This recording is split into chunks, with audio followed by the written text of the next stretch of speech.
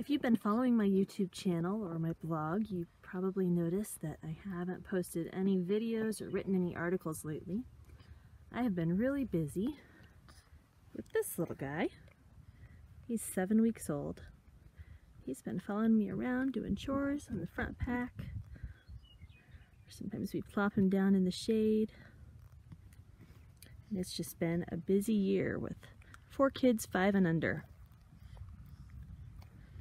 We got the garden in, and we've been doing all the usual stuff this year. We have lambs, bees, milking a goat. We've got broiler chickens, a few turkeys. So I'll take you around and show you what we've been up to. This is our main garden. We covered the entire thing in landscape fabric this year because we've had so many problems with grass coming in from the neighbor's pasture over there. It either blows in from the wind or just creeps in. And I didn't have time to deal with weeding this year with the new baby. This is one of my perennial beds. You can see what that grass would be like in the whole garden if we hadn't covered it in the landscaping fabric. This was just weeded a couple weeks ago. And the grass has already taken over again. We just had a frost about 10 days ago on June 10th. So things are just recovering and starting to get going again. Got some cucumbers and melons out here. This is another perennial bed where once again you can see the grass. It's supposed to have strawberries and asparagus, and it's been weeded 2 or 3 times this year already. These tomatoes were covered when it froze, but they still got a little bit of damage. They seem to be bouncing back pretty well. Here we have some summer squash and more melons.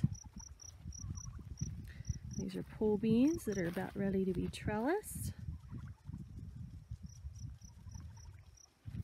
And the sweet corn's starting to come up.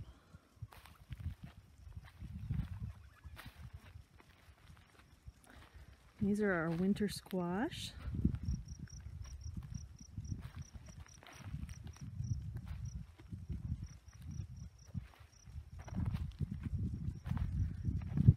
And over here we have the cool crops. These have been in for a while. Celery and leeks, and some cauliflower, kohlrabi, snow and snap peas, cabbages. There's our second crop of snow peas, some potatoes. These chickens back here get moved around in the pathways to eat the grass and bugs. And back there we have some popcorn. You can't really see it from here. Last year we had tried the Charles Dowding method, which I liked in some areas, but it didn't work as well with the grass. We laid down cardboard and then covered the whole thing with a few inches of compost and planted into that. So we did it again in this spot this year just because I ran out of the landscaping fabric. This was a double layer of cardboard, and as you can see, the grass is already coming back through it quite a bit.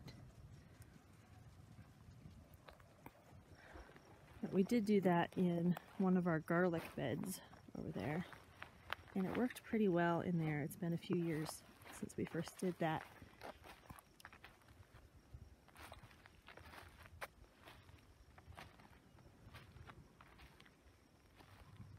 And peppers we just put out a few days ago. We were going to plant them out earlier, but then we kept having frost in the forecast, so we waited.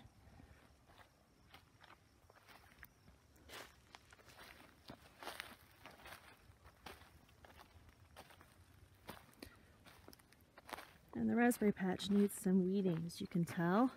The grass has taken over in here too. We've had a hard winter. I was talking to some of the neighbors that said they lost trees this year. These plants all are coming back from the roots, but most of these taller stems should have had leaves and fruit on them this year, and they're dead. This pathway we had covered in cardboard and wood chips last year. It's already getting taken over by grass. been a big problem on this property. We've got more potatoes back behind there. And these are my kids' gardens.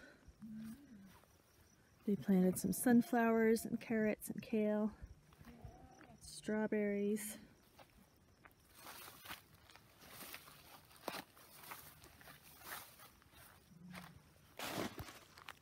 These are lychee berries, which is similar to the garden huckleberry. It's in the tomato family, but they're used more like a fruit.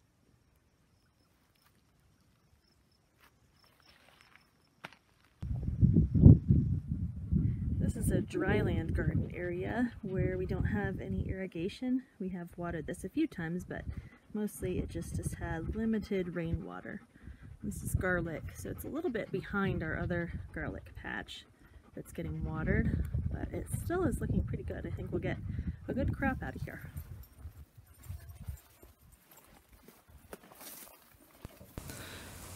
This bed goes about 2/3 of the way around our house, and it's watered by the rain that comes off the roof. So out here we grow flowers, herbs, and deer-resistant plants like potatoes.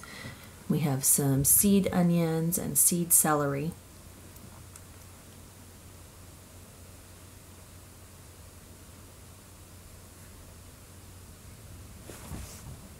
This is a Layton's beehive that my husband built. We're experimenting with this design. It's all one box instead of multiple boxes that you stack on top of each other like a typical Langstroth hive. So far the bees seem really happy in here. They've built their nest close to the opening that is open here. I have the second opening blocked off. And then the honey they store on the other side, so you can pull those honey frames in the fall without worrying about getting the brood. So far we've been really happy with this design, but we're still experimenting and we'll see how it goes.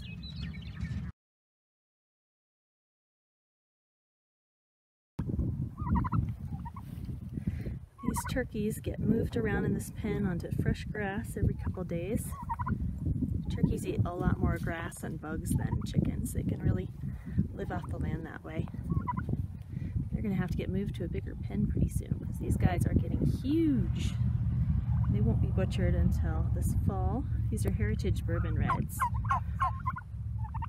So they should dress out 15, 16 pounds. Since they're males, the females dress out a little bit smaller. Hey there, Rose. Rose gets moved around throughout the day when we're home so she can clean up some of these weeds. She loves attention. She gets milked twice a day. We've been making some cheese.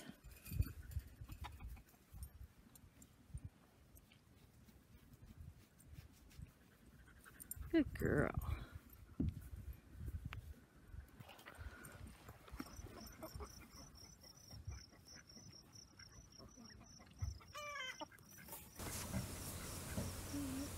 We haven't hatched our own chicks this year, but we got a few pullets from somebody else, and we ordered some chicks from the hatchery. We also got some broiler chicks brought in from another hatchery. We could have cut back this year with everything being so busy and all these little kids trying to help. But we really think that with everything going on right now, it's important to grow as much of our own food as we can. We've already seen some shortages and prices going up, and we just think that it's more important than ever to be more self-sufficient right now.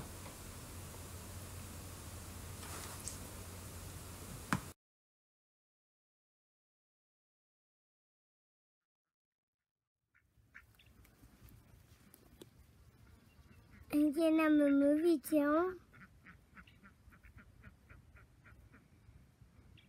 1, 2, 3, go.